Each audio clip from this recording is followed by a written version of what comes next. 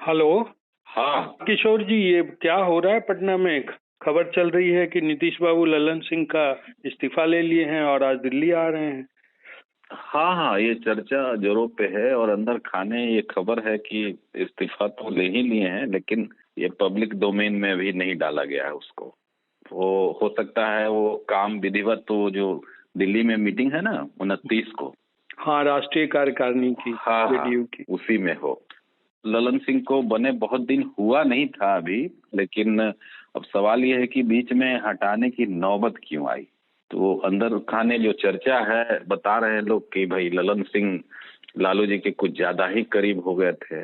नीतीश जी ऐसे भी नाराज थे कि इनके लिए जम के बैटिंग वहां किए नहीं, इंडिया की मीटिंग में नए संयोजक बने, न प्रधानमंत्री का चेहरा बने।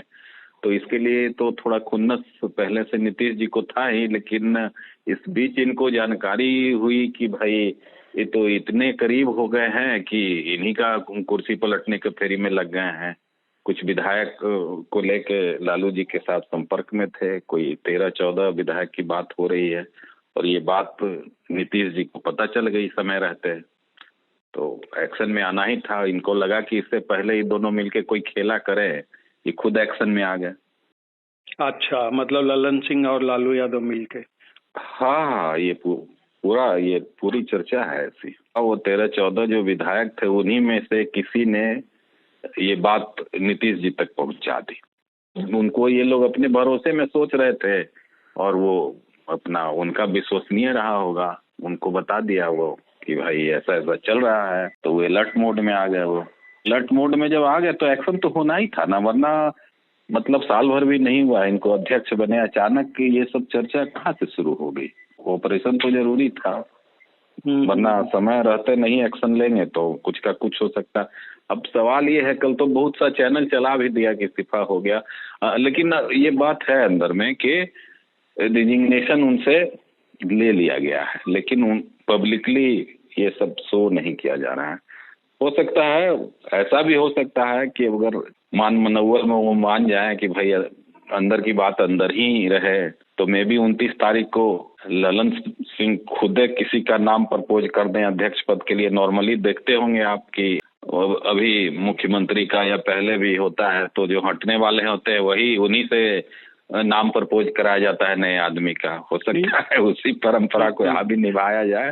नहीं तो नया आदमी कौन, कहा तो ही जा रहा है ना कि मुख्यमंत्री खुद लेंगे अध्यक्ष पद की जिम्मेदारी। तो इसकी घोषणा होगी ना कि मैं छोड़ता हूँ और इनका नाम प्रस्तावित करता हूँ। हाँ, इसकी जिम्मेदारी ले। तो अगर कुछ बहाना भी डाल सकते हैं कि भाई आगे लोकसभा का चुनाव है, हमको लड़ना है, समय में नहीं निकाल पाऊंगा, कुछो कारण कुछो दे सकते हैं, उसमें क्या है। मोटे तौर पे 3 थ्योरी चल रहा है। एक कि भाई लालू यादव का प्रेशर बहुत बढ़ गया है नीतीश कुमार पे कि लोकसभा से पहले ही, चुनाव के पहले ही गद्दी सौंपिए तेजस्वी को। नहीं, ये सब बात बाहर नहीं आती है, लेकिन उनका तो दबाव है ही। शुरू में आप चर्चा भी सुने होंगे कि कोई आपस में कोई शर्तनामा या रजामंदी थी मौखिक कि हाँ फला होली के बाद, दिवाली के बाद, कुछ ऐसा था 3 महीने 6 महीने के बाद। लेकिन धीरे धीरे ये बात आई गई हो गई। लेकिन अंदर से प्रेशर तो है ही। पब्लिक डोमेन में तो दोनों लोग कहते हैं सब कुछ ठीक है, सब कुछ ठीक है, आप भी सुनते हैं। हाँ हाँ, लेकिन आपको लगता है मतलब कि भाई तेजस्वी यादव को सौंप देंगे गद्दी? नीतीश जी इस गद्दी सौंप देंगे ऐसा हो ही नहीं सकता है। ये बिल्कुल कोई आदमी ये मानने के लिए नहीं तैयार है कुर्सी छोड़ देंगे वो। ये लोग सोच रहे थे कि शायद केंद्र की राजनीति में जाएं तो, लेकिन वहां भी बात नहीं बनी।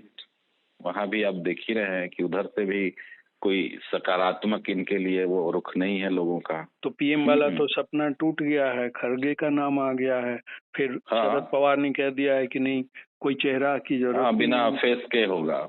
हाँ, चेहरा नहीं रहेगा। तो इसमें फिर एक सवाल उठता है जो कि धीरे मतलब कॉमन सेंस से लगता है कि भाई जब तेजस्वी को ये देंगे नहीं, पीएम वाले में इन्वॉल्व होंगे नहीं, तो भाई इनके लिए रास्ता क्या बचता है? और ललन सिंह को हटा रहे हैं है कि एनडीए में वापसी करें। अब शुरू में तो वो लोग बोल रहे थे कि भाई दरवाजा बंद है, दरवाजा बंद है, लेकिन इधर उनका भी वो स्टैंड कुछ सॉफ्ट है।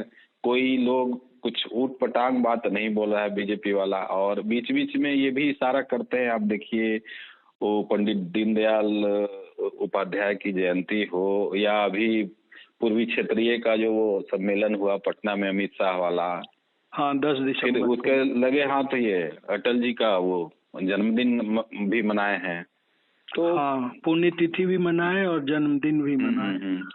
तो ये इशारा तो करते ही हैं अपनी तरफ से कि भाई मेरे बीजेपी भले कुछ कहे बंद है लेकिन इनका अपना ये मतलब देते हैं, सकारात्मक रुख दिखाते हैं अपनी तरफ से। ये कहा जा रहा है कि ललन सिंह को हटा के वो खुद बनेंगे और दूसरा बीजेपी में ही ये मैसेज देंगे कि भाई ललन सिंह को हटा दिए हम, क्योंकि ललन सिंह ने मोदी पे अटैक किया था कई बार। ललन सिंह बीजेपी से उसी समय से नाराज चल रहे हैं जब से उनको केंद्रीय मंत्रिमंडल में जगह नहीं मिली। लोग कहते हैं कि उसी के चलते उन्होंने पहल करके वो अपनी पार्टी को खींच के लालू की पार्टी के साथ गठबंधन करवाया।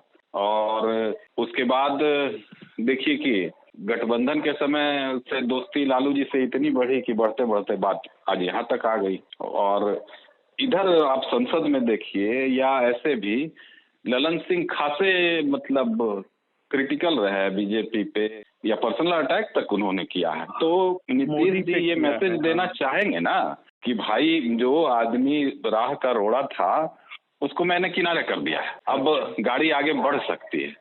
तो ले देकर के यही एक रास्ता बचता है, रास्ता तो यही बचता है। और संन्यास या राजपाट छोड़ने के मूड में वो दिखते नहीं है। नहीं संन्यास की बात तो 2020 में भी बोलते बोलते ही बोल दिए थे कि आखिरी चुनाव है। कुल मिला के यही समझ में आता है जो अभी स्थिति बन रही है और नीतीश बाबू का जो रिकॉर्ड रहा है कि भाई ये सारा कुछ हो रहा है, ललन सिंह को हटाएंगे और फिर बीजेपी में जाएंगे। लगता तो ऐसा ही अभी फिलहाल तो यही दिखता है।